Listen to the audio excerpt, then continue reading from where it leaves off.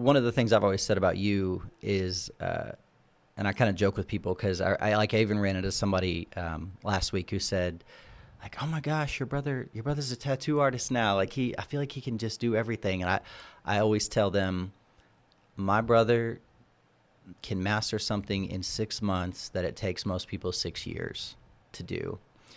You had jumped into, sort of to move past like your early faith, journey and everything. You had, you were married, you started getting into music production, but at the time you were working, you were working at a factory, right? Yep. So you had you worked at multiple factories or the same place? I worked at one place for about 1.5 years, and then I worked at Cummins for about 8 years. Okay. So mostly at the same place. And then like third shift for a ton of that, right? Some of it. The first year or two. Okay.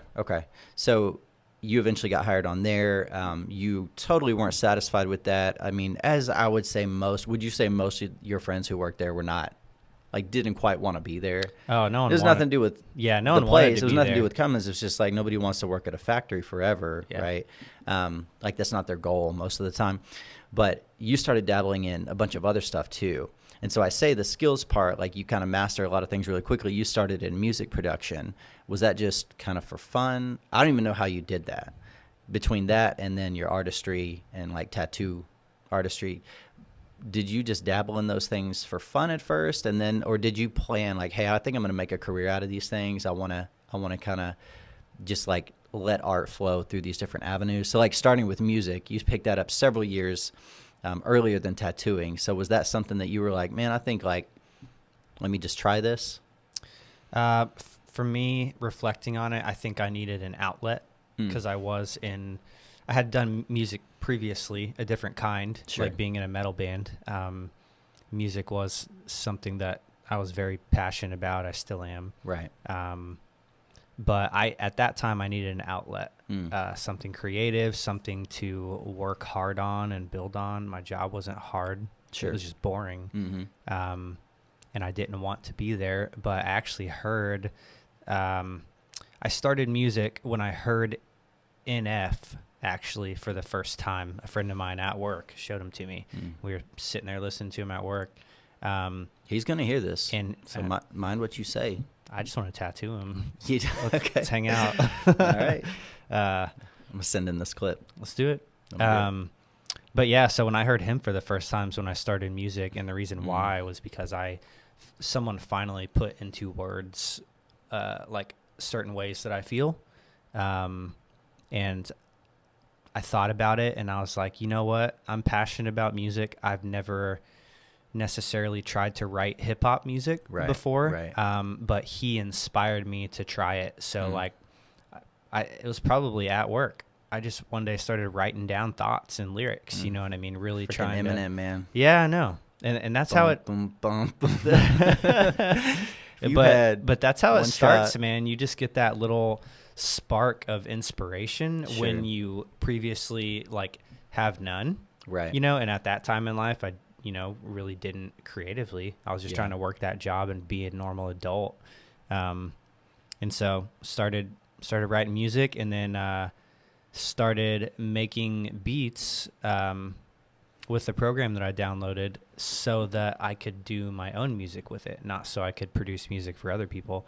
So I, started putting out projects and recording songs and just learning that whole process. Right. And then that ended up leading me to, I was so picky about my own music, and it was just mind numbing trying to write all the time when I didn't feel like it.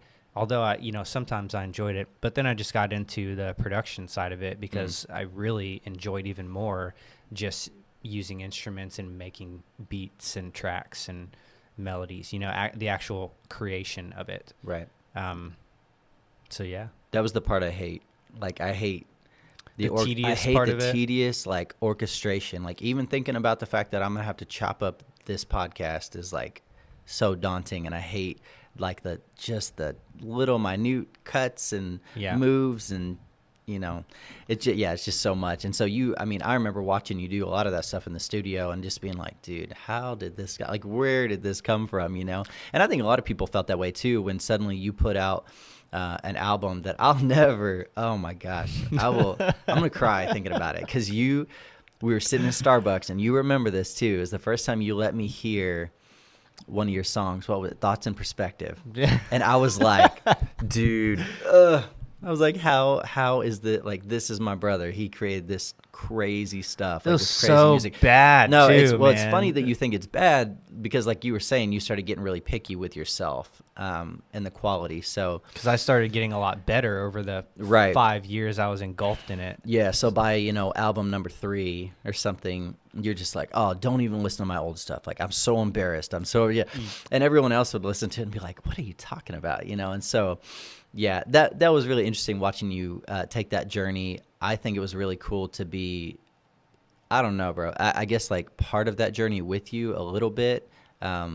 Just whether it was like album artwork or things like that I remember doing that were just so much fun to, like, oh, I got to create this thing for him on top of this huge body of work that he's created. And then I think, it took a different form when you're actually listening to, because it's not like you can listen to a song and be like, oh man, this song is like, this sounds really good. But then when you start listening to the words, you're really pouring out your heart.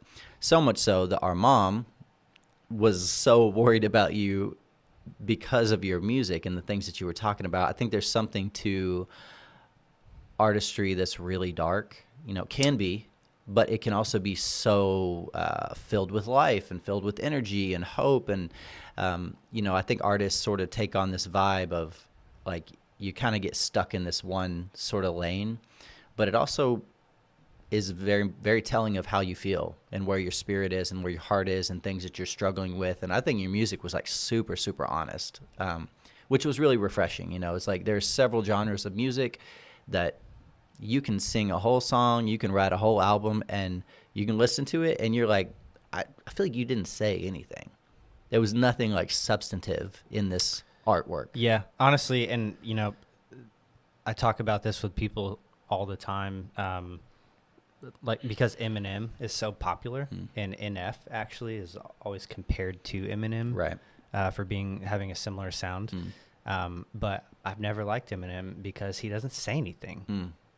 Like, he can say 10,000 words in a song, and there was no substance there. You know what I mean? Sure. Like, I've just never been a fan. But then I'm going to send this clip to him too. Cool, that's fine, man. He won't care. He'll write a diss track about you. He will, yeah. And he'll throw NF in it. Just give me some royalties for That's right. the track being about me. Pay me my money. Yeah. Yeah. But yeah, and then you listen to someone like NF, and there's just so much substance and feeling, Yeah. and it's like, oh, I can actually relate to this, and it sounded good, and Right. the beat was dope. Right. Like, Yep. it's like, why can't more people do that? Mm-hmm. So Yeah. Well, I guess, some of this transitions into, like, your music, a lot of it was, I would say it was Christian. If you had to put like a genre on it, it was like Christian hip hop maybe, or I don't know, what would you call it? probably Christian hip hop. I mean, and some artists don't really like to be put in like this box. I remember hearing Johnny Swim. I love Johnny Swim. I'd love them to listen to this too. But I remember hearing them for the first time and being like, what in the world? Like, I feel like this sounds so different. The vocal melodies and harmonies were just like fire, right? And I was just like, this is simple music, like so much of it, but it's just like absolutely beautiful. Found out that they were Christians, but they don't like to like wear that on their sleeve exactly, because they don't want to be roped into and like stuck in this box of like Christian music or like Christian artists, right? Because then, you see people, I would say like Lauren Daigle and, some people from like Maverick City or something, that like as soon as you step outside this little bitty box, people start to say like, you're not a legit Christian, you're a false teacher, you're, whatever.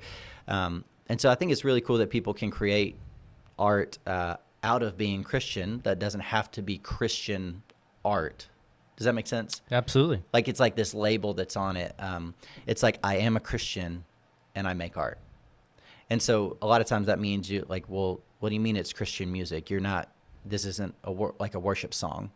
And it's like, well, like God didn't say, hey, only write worship songs or only write songs that are directed at me. You know, we put kind of these rules around ourselves in the art world that I don't think God has necessarily called us to do. Me personally, I love worship music. I love, writing worship music, leading worship, from the stage. And that just like really, there are times I feel like I was just made to do that. And there are other people who feel like, hey, I'm a Christian. I feel like I was made to create art in whatever form it is, but like it doesn't explicitly say Jesus all over it, right?